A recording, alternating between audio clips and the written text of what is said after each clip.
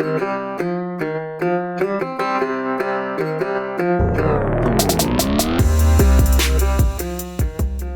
is up, everybody? It is Dan, Binder Boneyard, coming at you from the office at the shop, like always. It is the day before my birthday, so that means that it is snowing outside, because it never fails. Always snows on my birthday. So, yeah, good times. Appreciate everybody. Thank you for all the comments and feedback. Putting these on YouTube seems to have picked up some engagement, which I greatly appreciate. It's so hard to do everything.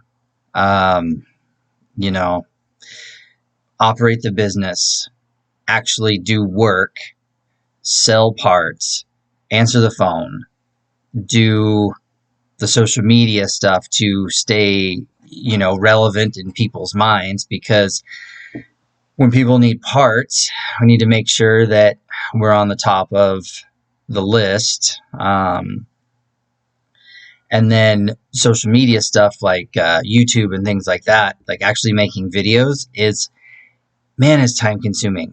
And when I'm trying to do everything myself and still have time to eat dinner and get 7 hours of sleep and, take care of myself as far as, training jiu-jitsu and that sort of stuff, there's a lot on my plate. So, being able to put the podcast straight to YouTube, that's helpful. So, I appreciate everybody that's listening. It definitely makes me feel like it's working. It's nice to see the engagement and the comments online. But please continue to tell your friends, tell people when you see questions on Facebook or whatever. Please share. Keep spreading the word. I appreciate it. Along with the part sales, we need those. That really helps fill in the in between the restoration payments that customers are making. So anyways, it all helps. The Patreon support, the Instagram subscribers, all that stuff. It all helps. Unfortunately, money makes the world go round, and my round doesn't go very far without money. So I appreciate you guys, and grateful for everything. So just want to make sure everyone knows that. So today I was going to cover engine stuff, motor work. So many people are switching out the international engine for the LS based Chevy engine, which I don't blame them. LSs are, for a good running mid mileage one, for like a 4.8, that's the cheapest one you can get. They're $1,000, $1,500. I don't know. I haven't bought one in a while, but they're inexpensive. And then, you need a transmission or an adapter, and you need, there's a bunch of other stuff that goes along with it. But, a quality LS swap from a reputable shop, you're, $15,000. And I know there's guys out there that are like, oh, my buddy did it for $450. That's true. That does happen. And I've seen those. I've seen them, there. They look like $450 conversions. There's a lot that goes along with them. So, but what I'm getting at is that I wish people would give the international engine a chance. These guys, they're new to Scouts. They got a poorly running 304 because somebody doesn't know how to time it, or it's leaker or whatever. And they immediately, rather than try and repair the problem, they just go right to engine swap. And, that I've put together so many rebuilt international engines now that, we get them dialed in, especially when, after you break them in, you put on a good sniper or aces or, whatever. And, the EFI system, and they run really well. Like surprising. I remember, we did a 345 years ago, with no performance mod. It was just, like a 30 over bore, new everything, good exhaust, 2-barrel intake with the Holley Sniper, electronic ignition, and that thing ripped. Like, I was genuinely surprised. It did have an NV 4500, so you had some more gears to use there, and I think we were running 373 gears. So, it was fairly tall geared, but it had the power to pull through those gears, and like when you were banging shifts, like it really moved. And yeah, it's not a 400 horse 6 liter with a 6L80 on it. Like, that's a different animal. But there's a point, and some people are going to roll their eyes, where there's such a thing as too much power.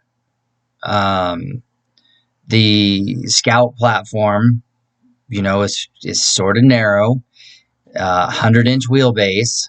You're short, you're narrow, and you're short wheelbase, you're narrow, and you're tall, top heavy. So if your suspension and stuff like that isn't dialed in 100%, it gets Western in a hurry. And, there's more than one Scout out there that's been rolled recently because of poor handling, too much power, and whatnot. So the thing about the rebuilt 345 is, from the factory, they were rated at 180 horse or something like that, which doesn't sound like a ton, but, your Scout weighs 4,500, 4,700 pounds. With good gears, good transmission, you can really use that 180 horse, and they move. Like, I'm genuinely impressed with how well a good running stock international engine moves.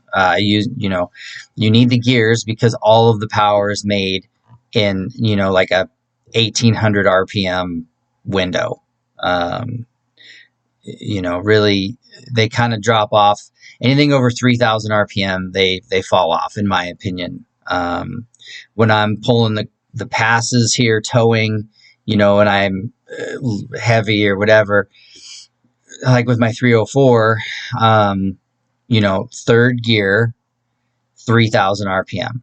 That's where I would stop. Maybe like 3,200, but anything over that, it just seems it's negligible, any kind of power or speed gain.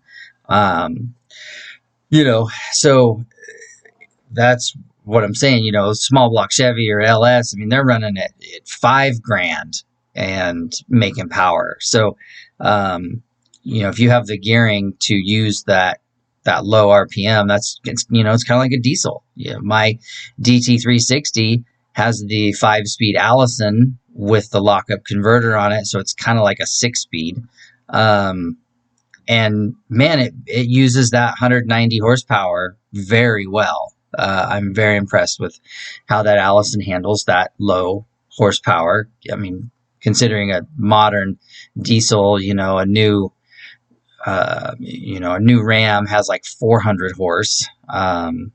So I'm impressed with how that 190 horse makes it to the ground with my 410 gears and my 5-speed Allison. But anyway, international engines can be made to be just fine in modern driving. They're a little more expensive to do, a rebuilt, just machine shop fees on a rebuilt 345. And that's with, new pistons and rings and bearings and, head build valves and springs, like all of it, like everything but crank and rods pretty much is replaced. And you're $4,000. And then you still have to paint it, dress it, whatever gasket seals, that kind of stuff, water pump. You really want to do like have the crank balancer re-vulcanized, new water pump, of course, brass freeze plugs, have everything pretty much gone through. We go as far as to have the rocker stands rebuilt. We get the rebuilt rocker stands from IH Parts America. That way that the rockers are firm and not moving around. Like all those little steps, yeah, it costs a lot. I think, when it's all said and done, you're about, 75 to 8,500 into rebuilding this international engine, which is crazy. Like that's big dollars compared to a small block Chevy. But you are not spending money on adapters, conversion parts, and custom this or specialty that. You put an LS into a Scout and now you're running a custom radiator and electric fans and some, hoses that aren't GM hoses. There's some, whatever manufacturer that fit, and then adapters or different transmissions, which require transfer case adapters, which is new drive shafts. Not to mention the extra horsepower wears out rear ends faster, wears out tires faster. There's a lot of other things that go along with that, the LS and the extra horsepower. Whereas the 345, it's bolts right back in. Use off-the-shelf hoses, off-the-shelf parts, everything that's still readily available and easy to get. My favorite in a Scout 2 is going to be 345 with a injection system, automatic. I know people are rolling their eyes, but man, I built 727, which these things are old enough now. Your 727 is going to need a rebuild, no matter what. Like, do it because you got to do it. So if you're going to do it, have the good parts put in it. The shift kits, the heavy duty steels and choline, the clutch, the sprag, like all the stuff, have it done. I don't do them here. I have a builder because he knows what he's doing. But a good, tight 727 with a good 345 and, 373 axle gears with like 32, maybe 33-inch tires. So that would be like a 4-inch lift. That is a excellent driving, good horsepower, goes down the road nice, still tows your boat to the lake, your travel trailer, within reason, of course. You're not hooking up your 36-foot Airstream Pan American, but they are surprisingly well. And by doing that, you're saving yourself a lot of headache down the road because it's not conversion parts. It's not, hey, what did we do there? What was this part? I got to look back at my notes to see what we did here. What's this wiring or what's that? Or, why is my truck on fire? Like you don't have to worry about that as much when you just stay with the stock stuff. I try and encourage people of that. It's a little bit grayer of an area when you get into pickups and travel-alls. They are heavier. They require more. For example, my green chase truck, it had a tired 345, the 5-speed T34 overdrive 5-speed. I had 456 axle gears, which is pretty low, and 35-inch tires. So 456s and 35s is like having 410s and 31s. So really, that ratio, that aspect ratio is still real close. So you would think that having the T34 overdrive would make for a nice highway flyer, because now that T34 turns those, 410s into 373s or 380, I think. Which is 373s is a great highway gear. I have that in my red Travelette, and I do 70 at 2,500 or so, 2,600, which is, well below the 3,000, 3,300 max that I like to stay under. And, it's a little bit above the 2,100 cruising RPM that people try to shoot for. But my problem is that the green truck with the service bed and the rack and all the stuff and everything, it scaled at 7,000 pounds. Well, my tired 345 did not have the horsepower to push the truck down the road in overdrive. I would shift into fifth, and I would have to floor it to do 70. And it would do it, but I was getting 6.5, 7 miles to the gallon. But if I left it in fourth, which is 1-to-1, so, that'd be like having a T19, you're in 1-to-1, fourth gear, with 410s and 31-inch tires.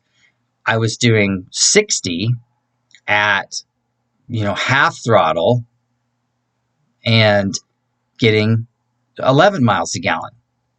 So on the last long road trip I went on, I hardly used fifth gear at all because I didn't have the power to push it. So, these guys want to do diesel swaps or LS swaps or whatever. And I get it. Like, sticking with the IH motor in a 4,500 pound Scout, like that's great. Or, your IH motor in your half ton 2-wheel drive pickup that you're not doing a ton of towing or hauling and you're just puttering around or, trying to look cool. Great. Like I say, leave it in there. But I understand when things get heavy, you want some power. I mean, I'm a perfect example. My black truck, the Eagle truck, it, got the DT 360, that international inline six from a school bus, so that I could have some real towing power. And if you followed me for any length of time or watched any other of my videos here on YouTube, I tow the hell out of it, and I tow heavy, and I tow long distances, and I could never, ever in a million years get that kind of performance out of a 392. I know guys will argue with me that they pulled, doubles in a Lodestar over Rattlesnake Pass at, 45 miles an hour with a 392, and they're probably lying. But if they did, they were getting 3 miles to the gallon. And I've pulled all over the mountains, and the worst that I've ever gotten with my 360 is about 10 miles a gallon. I've towed through Wyoming loaded in some of the worst headwinds ever, and averaged maybe 9. I've never, ever, ever, ever seen worse than 9. And I check all the time. I'm constantly checking my mileage and things, because that's how you can tell if you're having, if there's issues, brakes dragging, something slipping, things like that. If you're getting, if there's no outside evidence like a headwind, or you've been going uphill for the last 4 hours, then you can tell that there's something going on with the truck when things start getting bad, mileage wise and stuff. So anyway, but I'm just saying, the IH engines really, people just want to get rid of them because they don't know what they're looking at, or some mechanic told them that they're garbage, or they're a boat anchor or whatever. And yeah, I mean, they're an 800-pound small block, which that's heavy, but man, they run forever when you change the oil and don't overheat them. And even when you do overheat them, they'll still run. Especially like the 304 is kind of I would say is like the most durable of all of them. Like, it's revs higher. I think it has a 4,200 or I think it's 4,200 RPM redline. It revs up faster. It's still 165 horse or something at the flywheel. They're great. Like, they're so durable. They can take a lot of abuse. They can take being run like crap. They pull. I mean, there were millions of Lodestars and school buses that came with the 304. Again, you put the gears behind it and it'll do whatever you need it to do. I just like the 345 because it is, an additional 20 horsepower, but still in the same package, with just a little bit more power, a little bit more torque, a little bit lower redline, but still bolts in to that same existing platform. That's what I like about the International engine platform is that, you change the oil pan and the oil pump and the accessories, and you go from a Scout motor to a pickup motor, or you go from a Lodestar motor to a Scout motor. Like, they really, they're interchangeable like that in that respect. And that's something I've always liked about that. 'Cause you could, as a poor International owner, like I used to be, and you needed a runner, and someone would say, "Oh, I got this old Travel All, but it's rusty or whatever." It's like, great, I'll take it. I'll take that 392, change the oil pan, the oil pump, change the, accessories, add the pulley for the Scout 2 power steering, and run it. I didn't get great mileage, but I pulled quite a few guys out of the snow with my 392 powered Scout 2. And I liked it. It was a good setup. But what I was just saying is that it's cost savings for guys that are trying to save money or don't have a lot of money to spend. Just because the motor in your pickup let go doesn't mean you can't use a Scout motor that somebody took out, that they were doing an LS swap, and now there's a 345 for sale on Marketplace for $200. Great, get it. Change your accessories, put it in your pickup, and get it back on the road.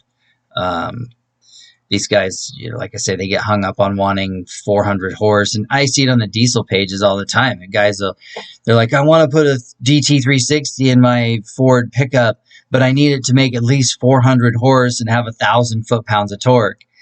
And you can do it. It's doable, but maybe I'm just getting old. Maybe it's my sensible old man bones, but like I said, I get a lot done with 190 horse. My black truck weighs 8,000 pounds exactly. When I go down the road, my enclosed trailer empty weighs 4,000 pounds. So there I'm already at, 12,000 pounds, and I haven't even put anything in it yet. But what's funny, so just to mention it, the school bus that my 360 came out of, I scaled it when I drove it home from the church that I bought it from. I crossed the scales at 18.5 empty. And so when I load up this truck and put stuff in it, I'm just now touching on what it was used to hauling around empty. So, the capabilities of that motor are for several thousand pounds more. And so that's part of why it does so good. But anyway, I'm just saying, you don't always have to have 1,000 horsepower to have a good driver. And so I don't want you guys to sleep on the IH engine because it's some guy told you that, oh, it's expensive, or, oh, it's hard to do this, or, these parts are really hard to get. Um, yeah, there has been some shortages. I mean, there was LS part shortages during COVID. Like, there's still part shortages for certain things, Chevy based. So, like, don't let people convince you that just because the engine is 45 years old, I guess it'd be 50 years old, whatever, that it's somehow obsolete garbage and you need something, that's 20 years old. Because remember, kids, the LS that we're so crazy about swapping into Scouts now is 20 years old. Yeah, some guys are doing, more modern 6.2s and stuff like that, but those are 10 years old. So, you're modernizing, yes, but you're modernizing with 20-year-old technology. And again, in another 20 years, how common or easy to get are those parts going to be? So, at least with the vintage stuff, they seem to be, if they're still making it 50 years later, I'd like to think they're going to continue making it for another 50 years. But with LS based stuff, you just don't know. You don't know how long they're going to make that stuff. I mean, for God's sake, they discontinued the NV 4500, like the most popular 5-speed manual transmission in the modern world. They made it from 92 to 2005 and discontinued it. There's no aftermarket. Nobody's continuing to make cases. There's nothing. Like, when the 4500s are all used up, that's it. They're gone. That's why Tremec makes the 4050 now to try and fill that void. But I'm just saying, like, things that were really popular and common in the 90s and 2000s can go away just as easy. So, don't fall into this false security that, they're going to make LS stuff forever, because they may not. The blocks and the heads might be around forever, but some of that accessory stuff may not. So I'm just saying, like, don't fall for the trap of, this International engine is garbage because it's 50 years old. They run great. They run strong, especially when they're put together right. You seal them like you're supposed to. Keep the oil in them. Keep the zinc in them.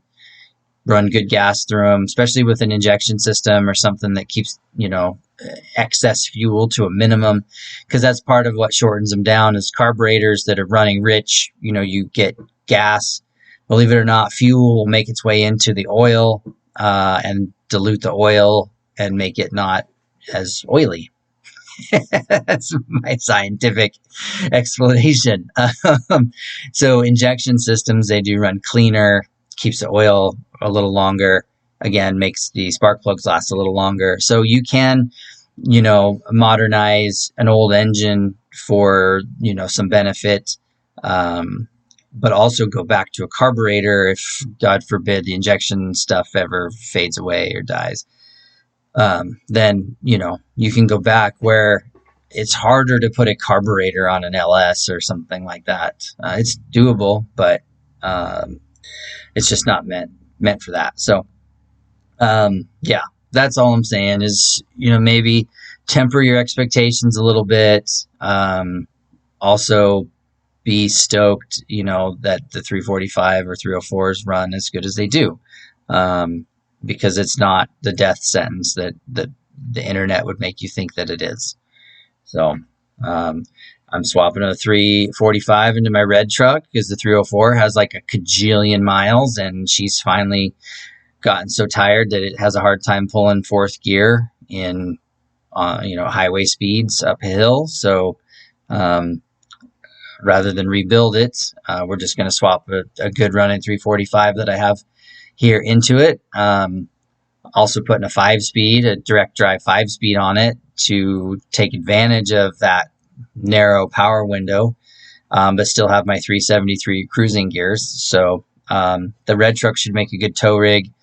good hauler. I mean, it was already fine with the 304, but the 345 and the 5-speed will make it even more usable, more enjoyable to drive. So, there's that. I am going to build another travelette in the future that will get another DT 360 for hauling and stuff, but it won't be like my black truck. It's going to be a single wheel, long bed, nice driver, nice, clean, good looking truck, but it'll be diesel powered with the Allison 4-wheel drive.